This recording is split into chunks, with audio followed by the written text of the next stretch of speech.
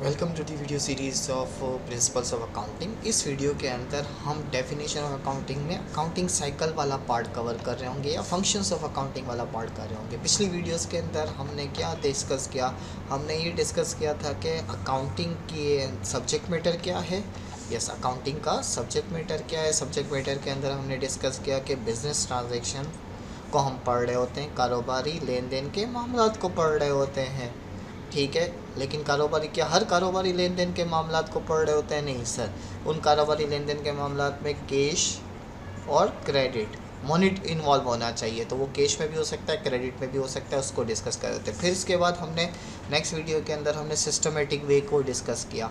इस वीडियो के अंदर हम इन चारों स्टेप्स को, यानी अगर मैं अकाउंटिंग की डेफिनेशन को ऑर्गेनाइज करके बात करूँ, अकाउंटिंग क्या, it is the study of systematic, एक प्रॉपर यूनिवर्सली एक्सेप्टेड फॉर्मेट है। वो फॉलो करते हुए चार काम करने, एक रिकॉर्डिंग, एक क्लासीफाइंग, दूसरा समराइजिंग, तीसरा इंटरप्रेटिंग। ये चार काम करने हैं। तो इन चारों कामों किसके साथ करने? Business transaction, subject matter of accounting. यानी पहले सब्जेक्ट मैटर ऑफ अकाउंटिंग हमने डिस्कस किया, subject matter of accounting, business transaction, लेन देन के मतलब, फिर सिस्टमेटिक वे को डिस्कस किया। तो यहाँ पर हम ये चार स्टेप्स क्या है, ये चारों स्टेप्स फंक्शन ऑफ अकाउंटिंग भी कह सकते हैं और इसको अकाउंटिंग साइकिल के अंदर कवर कर रहे होंगे।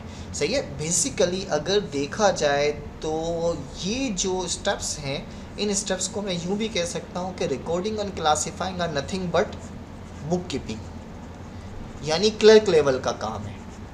लेकिन ऑटोमेशन के ज़माने में बुक कीपिंग एंड क्लासीफाइंग ये सॉफ्टवेयर्स ने ऑटोमेशन कर लिया है, ऑटोमेटेड हो गया है।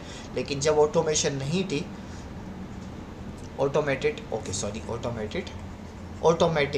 ऑटोमेटेड काम, यानी सॉफ्टवेयर्स ने ये कैप्चर कर दिया है, कंप्यूटराइज वे में ने इसको अच्छा खासा कैप्चर कर दिया है। लेकिन अगर हम ओल्ड ट्रेडिशनल अकाउंटिंग की बात करते हैं तो क्लर्कल लेवल वाला काम ये बुक कीपिंग के अंदर आ रहा होता था। ठीक है। तो अकाउंटिंग की एक फंक्शन क्या है? Book keeping. और दूसरा अगर हम बात करते हैं तो दूसरा फंक्शन ये जो कि समराइजिंग और इंटरप्रेटिंग से रिलेटेड है, इसको हम क्या कहते हैं? रिपोर्टिंग। इसको हम क्या कहते हैं? Reporting, financial reporting. अच्छा, अब फाइनेंशियल रिपोर्टिंग कोर अकाउंटेंसी का काम ये है, प्रोफेशनल जो अकाउंटेंट का काम है, मेन अकाउंटिंग ये कहलाती है। लेकिन मेन अकाउंटिंग के लिए आपके पास बुक कीपिंग वाला काम पहले से प्रोवाइडेड होना चाहिए। तो बुक कीपिंग में करना क्या है?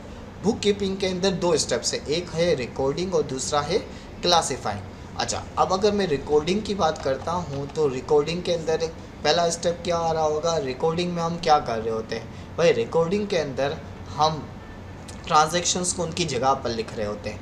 अच्छा, अब रिकॉर्डिंग से मुराद क्या है? बुक कीपिंग का मतलब क्या है? ट्रांजैक्शन दो तरह की होती थी, ट्रांजैक्शंस दो तरह की होती थी। एक सर होती थी कैश बेस्ड, ठीक है, और एक होती थी क्रेडिट बेस्ड। याद आ रहा है? यस सर, कुछ इस तरीके से पिछली वीडियो में डिस्कस किया है। तो कैश बेस्ड ट्रांजैक्शंस को लिखने के लिए आपके पास क्या तरीका बुक्स मौजूद है? कैश बुक, ठीक है, यस सर, कैश बुक मौजूद है। कैश बुक के बाद अगर हम बात करते हैं, आप फिर पेटी कैश बुक मौजूद है। ठीक है। तो ट्रांजैक्शंस को उनकी जगह पर लिखना, सही है बेसिकली। और क्रेडिट बुक ट्रांजैक्शन कौन सी है? इसके अंदर हम बना रहे होते हैं सेल्स जर्नल बना रहे होते हैं, इसके अंदर हम बना रहे होते हैं परचेज जर्नल बना रहे होते हैं। कस्टमर्स को सामान बेचा है तो सेल जर्नल में आएगा, सप्लायर से सामान उधार पे ख़रीदा है तो परचेज जर्नल में आएगा, कस्टमर को सामान वापस कर दिया है तो किस में आ जाएगा? सेल्स रिटर्न जर्नल के अंदर आ जाएगा।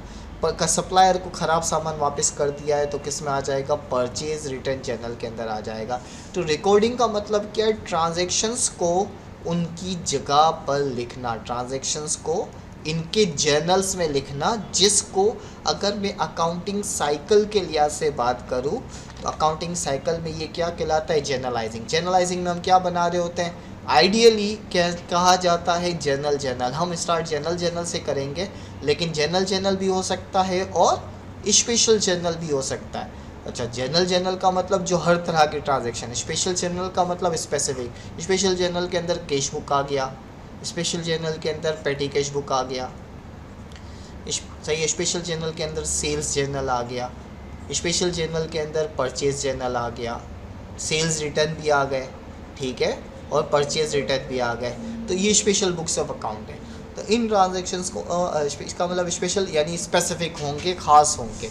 जनरलाइजिंग यानी अकाउंटिंग साइकिल का पहला स्टेप क्या है?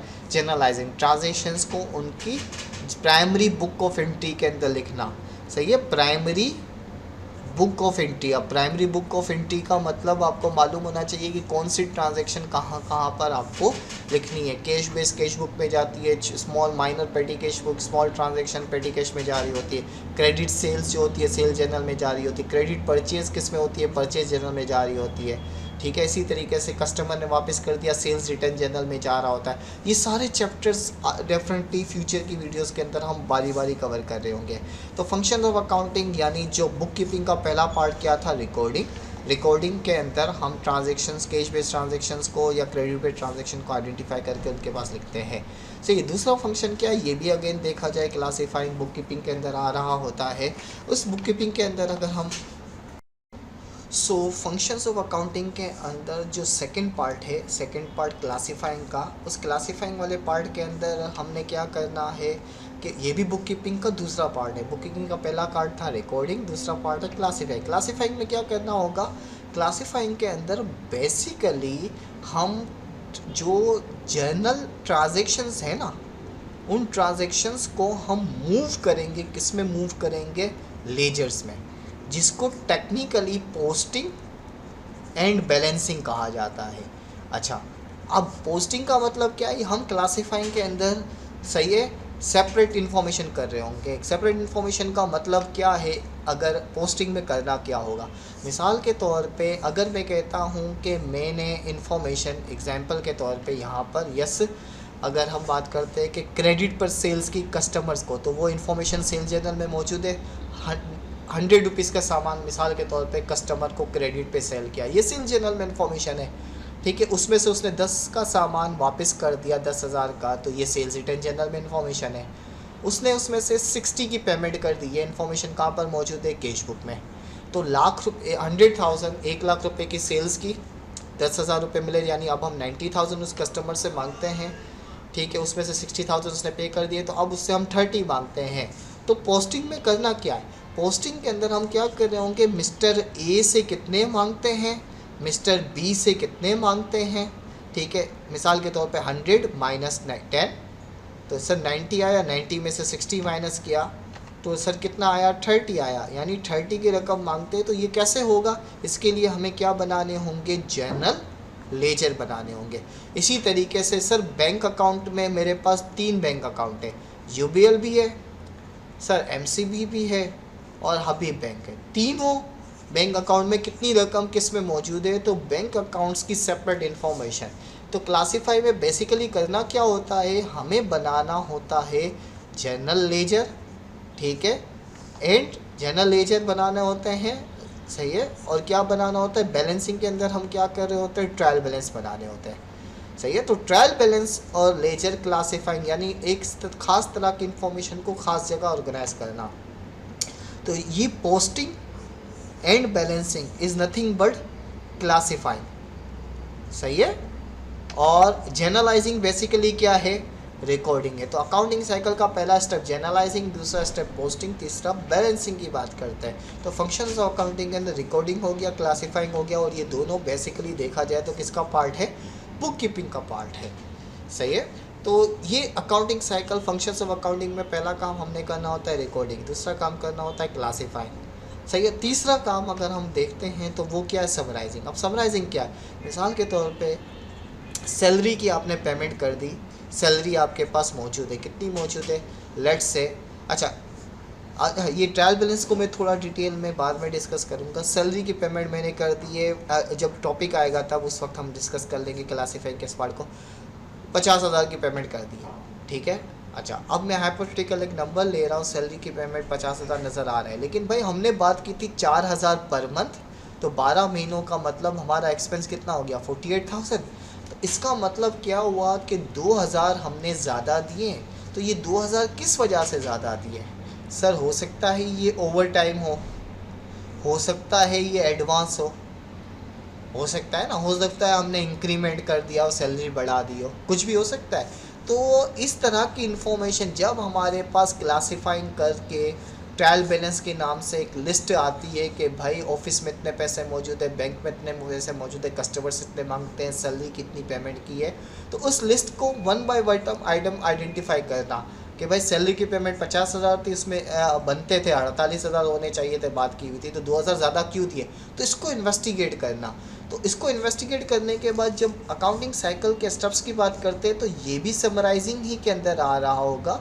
तो समराइजिंग में हम एडजस्टमेंट के क्या कर रहे होंगे, उस 2000 का जो एग्जाम्पल अभी डिस्कस की, उस 2000 को हम प्रीपेड के नाम से कवर करेंगे।